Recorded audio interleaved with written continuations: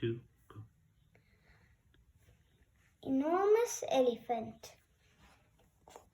In the days before the big rains, many of the animals on the Great Plains looked very different.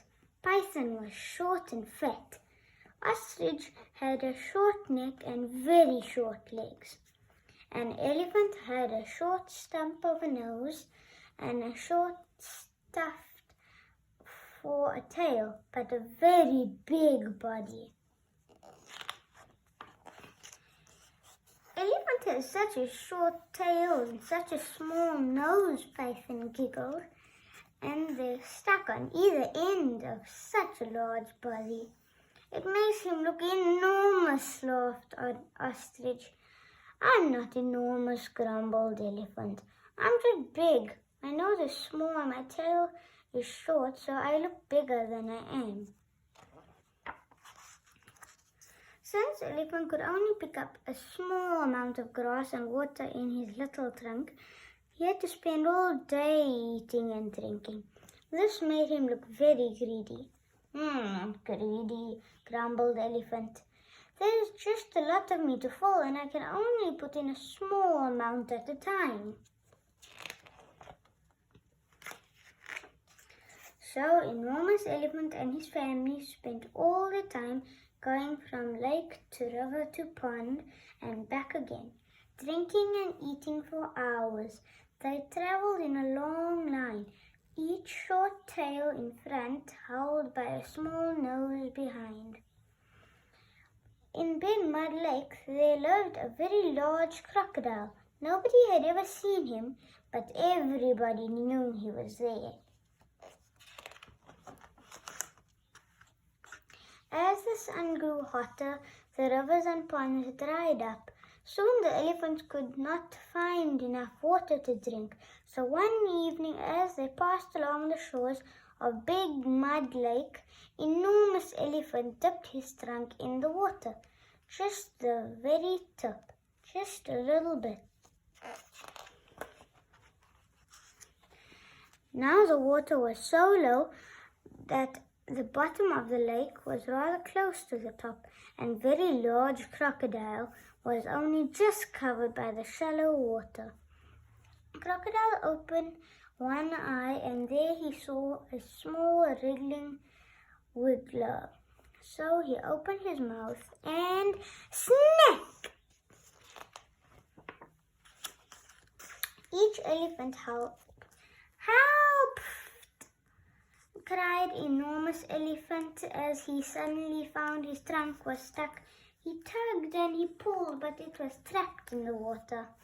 Each elephant howled fast to the one in front. Then the whole line of elephants hauled and heaved, but Enormous Elephant's trunk was still stuck. Ostrich was passing and took the tail of the last elephant in her beak. She strained and she skidded, but Enormous Elephant's trunk would not budge. Help! Yelled Enormous Elephant. Python was passing and held tight to Ostrich's feet. She tugged and she twisted, but still Elephant's trunk would not pull free. Spider was passing, and when she saw the animals in a long line tugging and pulling, she spun a silver rope. She tied one end to Python's tail, and the other end she wound round and round a baobab tree. Then as the evening wind began to blow strongly, the baobab tree leaned with the wind and the silver rope began to tighten. At the bottom of Big Mud Lake, a very large crocodile felt his jaws begin to ache. Since he was rather attached to his teeth, he opened them with a sudden snick. An Enormous Elephant was free. All the animals tumbled backwards in a heap. They picked themselves up and dusted themselves off, and then they began to laugh. They had all been stretched and stretched.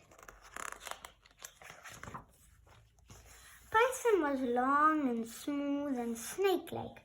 She could slide and stretch and slither. Ostrich had a long, thin neck and such long legs she could run like the wind. And when they saw Enormous Elephant with his new long trunk and his fine tail, they realized he wasn't enormous after all. He was just right. On the Great Plains, Enormous Elephant and his family showed off their new trunks and tails to the other animals. And every evening, by Big Mud Lake, one more elephant would come and dip his trunk in the water, but just the very tip, just a little tiny bit. And to this day, elephants run proudly across the Great Plains, waving their trunks and swishing their tails. The end.